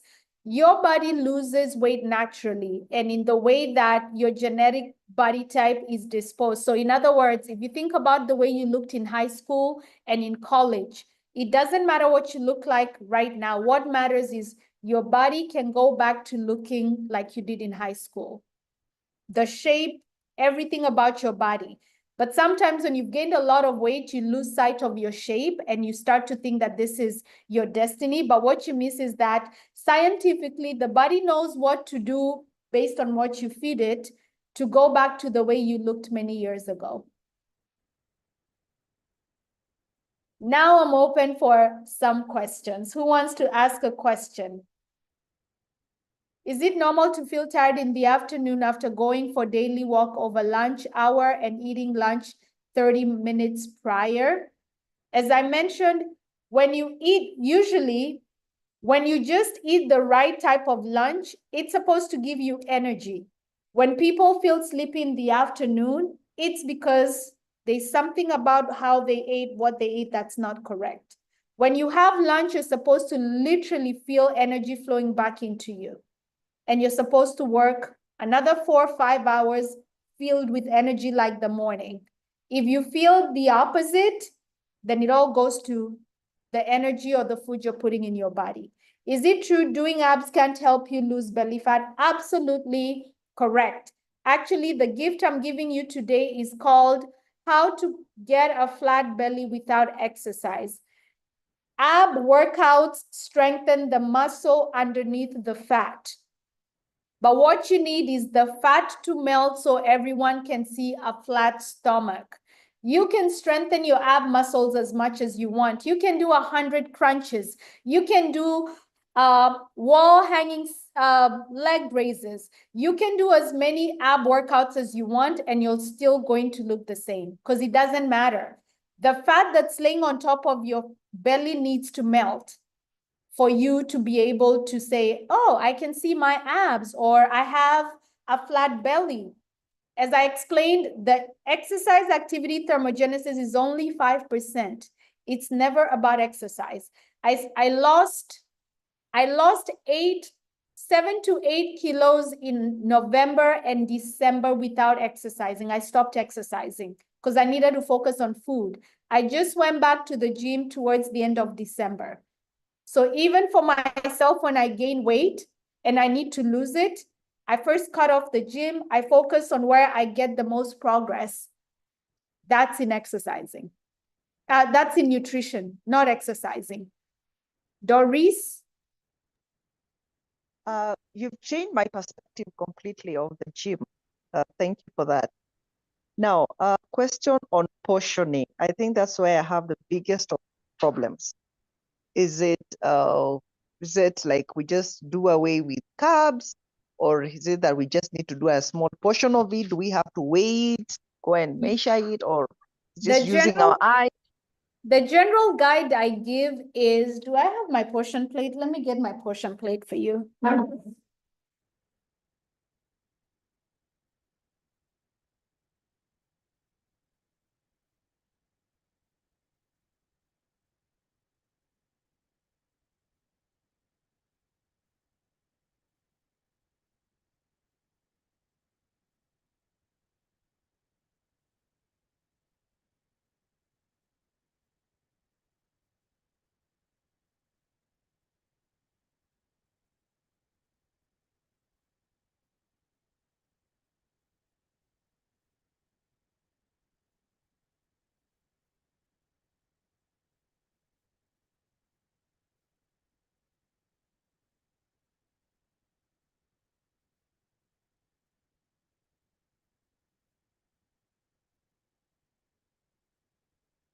I can't find my portion plate. I don't know where I put it after the chat. But assuming, someone's unmuted. Assuming this is your plate, okay? So this is a big plate. So if I draw a line here and say half of the plate needs to be vegetables, half of your plate needs to be vegetables. A quarter of it needs to be protein and a quarter of it needs to be carbs, if that helps for a visual. So thank you. That is a rough gauge of what your food needs to look like. More vegetables, quarter carbs, quarter protein. And that's for assuming that's your lunch meal. Again, it's not the African way of half the plate is ugali or rice. There's some is ugali, half the plate is not rice or ugali, and then a little bit of skuma and a little bit of meat. No, it's the other way. Vegetables trumps or must be majority of that plate. So, and we're not cutting out carbs. Your body needs glucose. It needs energy. Correct. Thank you. Some of the foods that you must be very conscious of things like fruits. Fruits are the quickest way to gain weight. Having fruit salads, making fruit smoothies, fruits do nothing but make you gain weight. So fruits are one of the things that I highly recommend. They're one of the 2 or 3 foods that I call their trap foods. If you want to have a fruit, the fruits that you should be eating are mangoes, not mangoes, apples, pears. We don't have nectarines in Kenya, I don't think, or peaches. They should be the low glycemic index fruits. Mangoes, pineapples, very sweet fruits. You should not be eating those fruits if you're trying to lose weight. All the nutrients you get from fruits, you get double amounts of those same nutrients, vitamins, and trace minerals in vegetables. And when I say vegetables, I mean green vegetables. Peas and carrots are not vegetables, they're carbs. Okay, so when I say real vegetables, I'm saying skuma, cabbage, broccoli, green beans or French beans, cauliflower, real solid vegetables. Thank you, Mukamin. I have a question. How can we calculate our calories? You can go on Google and find a calculator that will ask you to put your numbers, and then it's going to tell you you should eat 1,800 calories. But then what happens is, now how do you translate that to food? That's now the part where you need help. And this is what I go on. Oh, okay. Nowadays there are apps. Are those apps good enough? Like you take a photo and then it tells you, it calculates like how many calories your food has, and then can that help? No? It could, I don't know. The thing with apps is they underestimate. So when I work with clients, we don't count calories because I do all the heavy lifting for my clients. And then the other thing is, most apps do not understand African food. Like, how will the app know what githeri is, or ugali, or mokimo, for example? I've been looking over, like, I'm always looking out for new apps to see if there's one that's gonna nail it. They never have.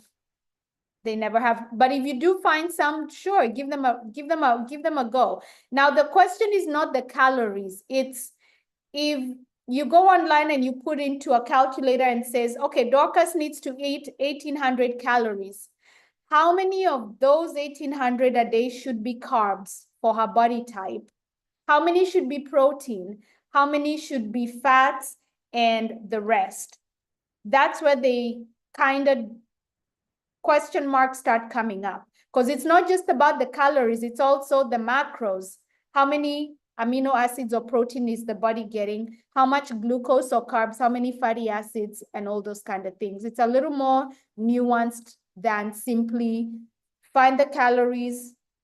As long as I eat this amount of calories, at the end of the day, there's a perfect combination that will help Dorcas lose weight the fastest. If I can tell her, here's the amount of protein you need to eat, here's the amount of carbs you need to eat for your body type. Charity might also be 1,800 calories, but because Charity is 5 years younger and she only needs to lose 5 kilos, the same 1,800 calories, the portioning of the macros will be very different. Okay? So with that, then that would mean we'd have to like get in touch with you to help us know, the right portions, and be able to calculate our calories correctly, correct? That's what I do with my clients. I create custom nutrition plans for the women who come into my coaching program.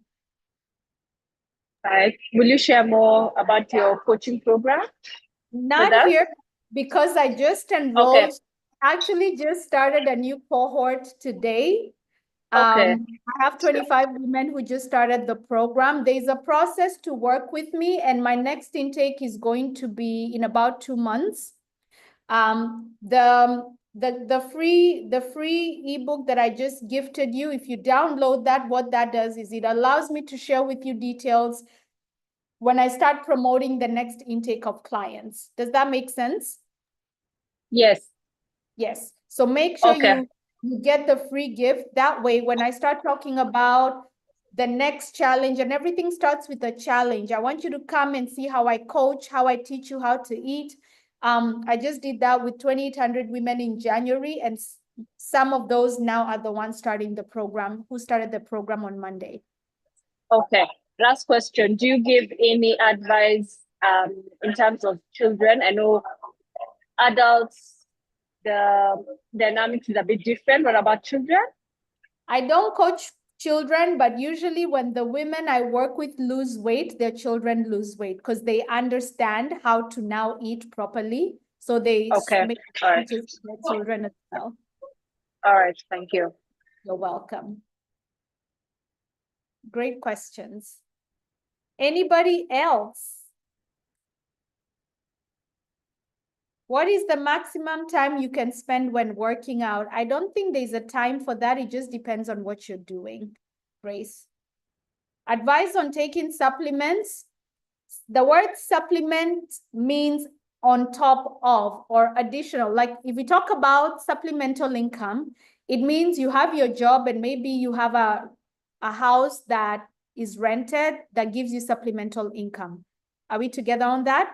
So when we think about supplements are supposed to support whatever nutrition habits we have. But here's what's happening in the real world.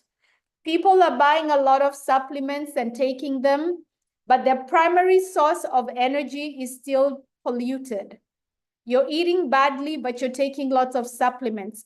In my coaching program, I don't talk about supplements or introduce the types of supplements that my clients should take until almost 2 months in. Why? Because your body processes and needs its primary source of energy and calories. It needs that to be 100%, so that when you add the supplements, the food is now combining with the supplementation to boost whatever you already have been doing. You taking supplements when you're still eating this and that, and it's pretty much just throwing money out the window, unfortunately. Your supplements are supposed to come and help support what's primarily supporting you. Yes, you can take a multivitamin. Yes, you can take CoQ10, you can take zinc, you can take vitamin C, you can take a probiotic.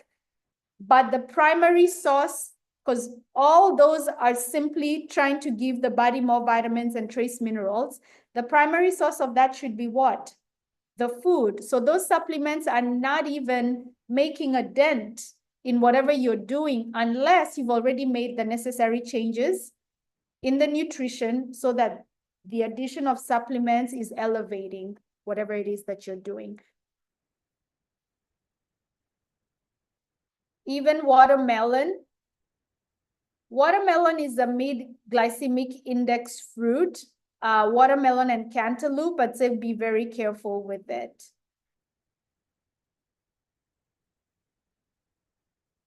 Okay, I've exhausted the questions in the chat. Has this session been helpful, ladies? Has this session been helpful? I see a lot more people came in while we were still talking. We're at 33.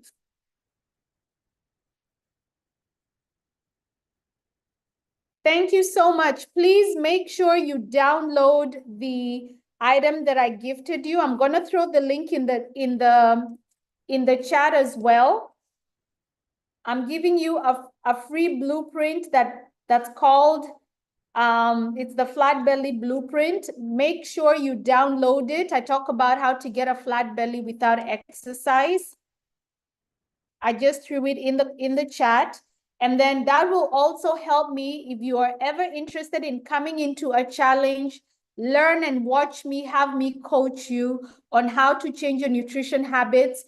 And if you like what you see from that challenge, in the challenge that I did in January, a lot of women lost 2, 3, 4, 6 kilos in just 7 days. And then those who really wanted to keep continuing are the ones who started today. So if you'd ever be interested in that, I'll communicate that on the email that you're going to share from downloading this free item here. And I'm also going to send you an email again to just remind you, hey, we met at Women in HR once Dorcas shares your information. So you'll hear from me just speaking to you from a Women in HR perspective as well. But this has been a pleasure. Dorcas, what do you think? I loved every single moment of it. I just feel I was connecting with you when you were talking about the different age and the space and the gaps we need to put into play. One of the aspects that I appreciate is, in as much as it was virtual, I felt like you were taking us literally in person through the journey. When you're talking about, when you're going up the stairs, we always just say, oh, we're running out of breath. We never really think that, oh my God, we are overworking our body and this is a form of complaint. We always wait until the doctor tells us, like, this is red flag. You either go to the gym and then we think the gym is the solution. But the way you put it is, the gym is a luxury in a way. It's, you go there because maybe you just want to, strengthen some of your muscles, but it can't be a solution where you say, I'm going to go to the gym to lose 20 kilos. Yet when I go to my plating, it's same old, because I expect the equipment to be the ones that are answering the need. So I love the fact that you said we better start where it's easy and where it's critical, and that is in our plating. I liked how you just defined the portions. For me, portions have always been a challenge. You want to enjoy your pilau. So, when you put the mboga, you feel the mboga is on the way. And I think I've grown up in the generation of nyama choma. So, you keep taking in too much protein and you think protein is not a problem. So I really appreciate, and I must acknowledge you have delved into it in a way that from a HR perspective, we can now foresee how even we can support our teams, because some of these conversations only start when we bring experts like you. We can't have these conversations individually ourselves, but also by taking care of ourselves first, then we become a testament of what needs to be done. So I am actually looking forward to your next challenge, because I know I have done your challenges. They actually work. So it's just a matter of, change of mindset. Where am I? What do I want to achieve? And what's the path I want to take? And what I love about this, it's very individualized. It's a conversation that it's about me. It's not about winning. It's not about posting. It's about who I am and the progress that I'm making. So from me and all the ladies who have been there, I just want to say thank you. I know at one point we were actually at 40, and I know because of time people were dropping off, and I know we have a difference of time, but I must really appreciate the time you have taken and even personalized the conversation for HR profession. So I will make sure first I allow the ladies to get all the details. I've shared some already, but I'll also make sure that I send you the details so that you can actually send to them the challenge and the next steps that are going to be there. For everyone who has joined, Jane has additional things that she'll be sharing. I'll share all her details so that you can reach out. I must say, if you can go to Facebook, she always posts something, and she's on LinkedIn also. So either or, there's information she's always sharing. But also what I love is some of the things she's telling us to do. We don't have to, go buy expensive outfits for gym. No. So it's just a matter of signing up to what can work, and in your own office, in your own space, just get it right by following the steps. So from us to you, we want to say thank you. We look forward to having this discussion, after 3 months, so that we can see the progress we have made, and we will follow through. I know from the comments, everybody was appreciative. I think one comment somebody mentioned before she left, and she sent it directly to me, was like, we are HR in Kenya are known for that water bottle that has onions, I don't know, has lemons and everything, and all types of concoction that people take in the belief that they're going to lose weight. So one question was, do those concoctions work?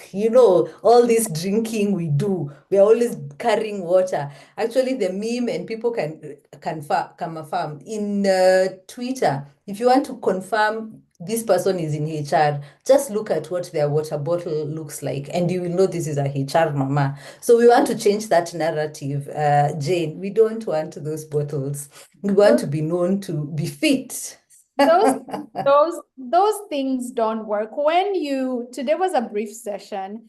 When you really understand scientifically, biologically, how the body works to release weight and to release fat, which is what I teach in my boot camps, and when I'm invited to speak at organizations, usually live events, or some organizations have me for, like, how organizations have a wellness week where I speak like on 2 days on I present 2 different things. Yeah. I get into the sense of, here is exactly how your body loses weight. Once you understand the science of it, then you'll understand that the sea moss, the lemons in the bottle with the cucumbers, they're doing nothing. What matters is, what are you putting, what's been digested, what is your colon, and what are your intestines, what are they absorbing to put in the cells that then make your skin like mine, where I don't wear makeup and I have flawless skin. Wow. That's what you need to understand. When you understand things from that level, then you stop falling for all these fads. and what everyone is doing. Speaking of that, if you all work in HR and your organizations do host wellness weeks and need speakers, I do get invited to those. So think of me. If you work for an organization that is big on empowering your employees or your teams on wellness, productivity, I do speak or do workshops for leadership teams or sales teams on productivity and energy boost, which is a little more intense and in depth for them. Think of me as well. I'd appreciate it. Thank you. Thank you very much. And ladies, everyone who joined, we really want to appreciate you. And even as we close, please connect with Jane on LinkedIn, give us your feedback, and we look forward to hosting you again. From us to you, we want to say thank you. We have learned something and we will do our best to apply. And I know quite a number of us are going to be signing up to the program. Thank you very much for educating us, and we look forward to interacting with you again after this. Have a good day ahead, and for everyone who is in Kenya, have a good evening and take care.